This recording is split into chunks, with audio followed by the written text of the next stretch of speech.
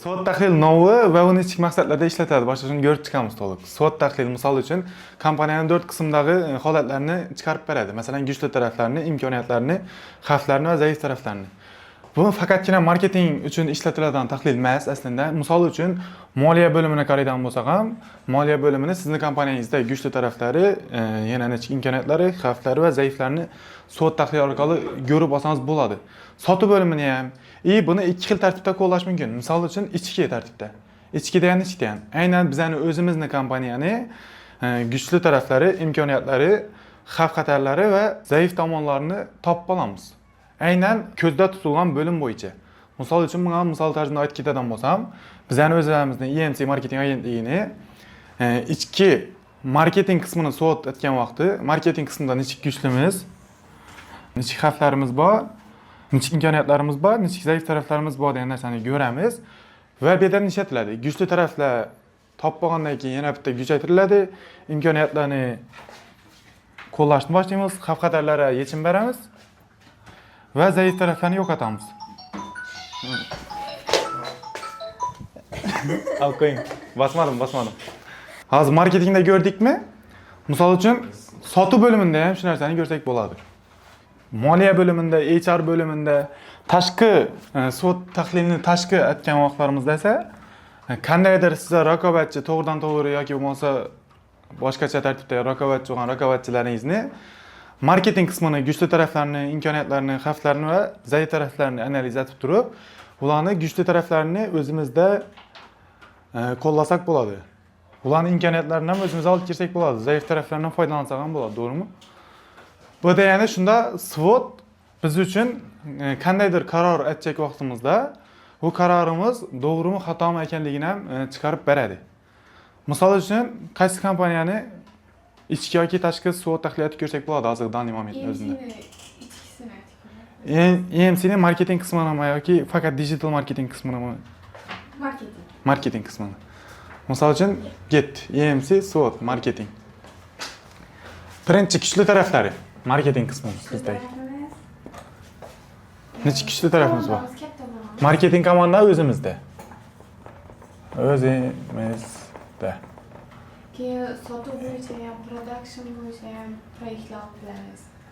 Yo'q, bizning hozir ichki marketingimiz degani bizni o'zimizni reklamamizni SWOT tahlil turibmiz. Ya'ni o'zimizni bir loyiha deb qaraymiz, marketing agentliklarimiz va shuning reklamasi qay darajada 4 qismga bo'lsak yaxshi bo'ladi. Biz o'zimizni marketing agentligimiz reklama etgan vaqtda ustun tarafimiz komanda o'zimizda. Ikkinchi ustun taraflarimiz bizlarda production uchun yoki bo'lmasa material ishlab chiqarish uchun hamma materiallar, mahsulotlar yetarli. Texnikalar, boshqa narsalar. Bu ham qo'yib kelsak bo'ladi tezcha. Endi boshqa uchinchi bizning kuchli tarafimiz boshqa marketing agentliklari, boshqa общий Xorazmdagi loyihalarni marketingda ishlab turgan narsalarni eng oldin biz bilib olamiz. Chunki ularni marketingdan biz yuritamiz-ku.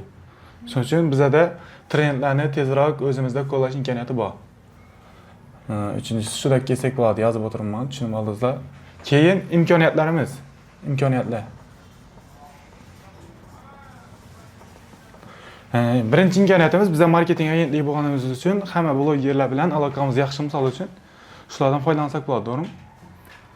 Blogerlarni ishlatsak bo'ladi birinchi. Ikkinchi imkoniyatimiz. Imkoniyat degani bu bizning kuchli bo'lishi mumkin bo'lgan tarafimiz, lekin hali qilmaganmiz shu ishni. Ikkinchi imkoniyatimiz nima? Misol uchun massaviy tarzda marketing instrumentlarini ishlatishda kuchimiz yetadi. Chunki marketing sohasida 23 dona odam ishlaydi bizda. O'zimiz uchun ishlatamiz desak, ikkinchisi. Massaviy tarzda?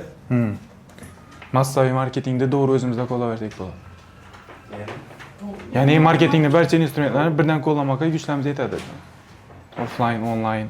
Endi bizni birinchi kuchsiz tarafimiz bizani o'zimizni marketing agentligining marketing qismiga fokusni kam qaratamiz. Birinchi kuchsiz tarafimiz. Instagram'ga yaxshi yurtmaymizmi? Birinchi kuchsiz tarafimiz. Ikkinchi kuchsiz tarafimiz esa biz raqobatchilarni analiz qilmadik. Misol uchun. Analiz qilmadik va shu bizning ikkinchi kuchsiz tarafimiz bo'lib qoladi. Uchinchi kuchsiz tarafimiz nima sizcha? Marketing qismida. Menimcha bizani akkauntimiz bir narsaga yo'naltirib qolingan, faqatgina sotuv videolar chiqib yotibdi ichine. Bu bizani 3-kuchsiz tarafimiz. Chunki EMC brendi uchun yaxshi ishlamaydi bu videolar. Biz brend uchun ham videolar yoki bo'lmasa boshqa narsalar chiqarishlarimiz kerak. Kreativlik. Endi xavflarimiz bizani. Marketing qismidagi xavflar. Marketing qismidagi xavflar boshqa marketing agentliklari kreativlik darajasi yaxshi bo'lib turib, bizani agentlikka yomon ta'sir o'tkazadi bizda content marketing yuritmay turganlarimiz uchun. Bu xavf bilan. Ava. Xodimlar ishdan ketishi ham xavf bo'ladi. Ikkinchisi, xodimlar ishdan ketishi. Lekin HR qismida suvotayotgan vaqtimda xavf bo'ladi. Marketing qismida xavf bo'lmaydi. Qancha vaqtdan beri ishlab, shuda rivojlanib keltirgan ishchi ketsa. Ha, mana shu uchun qarang, boshdan aytdim. Boshqa almasdan sonra Ina shu SWOT tahlilini marketing bo'yicha aytgan vaqtda sizning ishdan ketishingiz xavf bo'lmaydi. Lekin EMC'ning HR loyihasida, HR qismida, ya'ni xodimlarni ishlatish, xodimlarni o'stirish, karyera yaratish degan qismida SWOT tahlil etsak, sizning ishdan ketishingiz xavf bo'lib chiqadi. Ya'ni xodimlarga oylik berish marketing qismida SWOT tahlil etgan vaqt xavf bo'lib chiqmaydi-da. Moliya qismida SWOT tahlil etsangiz xavf bo'lib chiqadi. Shuning uchun SWOT tahlil har bir qismga bir aytiladi. Undan ham chuqurlashtirib aytsak bo'lsangiz, har bir aytiladigan ishga bir aytsangiz bo'ladi. Misol uchun bir kontent chiqarajagisiz oddiy. Levoy bir kontent chiqarajagisiz, sotuv video chiqarajagisiz. Shu sotuv videoni chiqarishni kuchsiz xavflarning imkoniyatlarini yozasidan keyin tahlil etib bo'lasiz.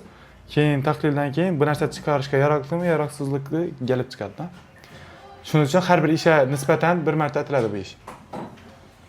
Raqobatchilar o'rganganda ham har bir raqobatchiga nisbatan bir marta qo'llaniladi va shundan keyin raqobatchilar o'rganiladi.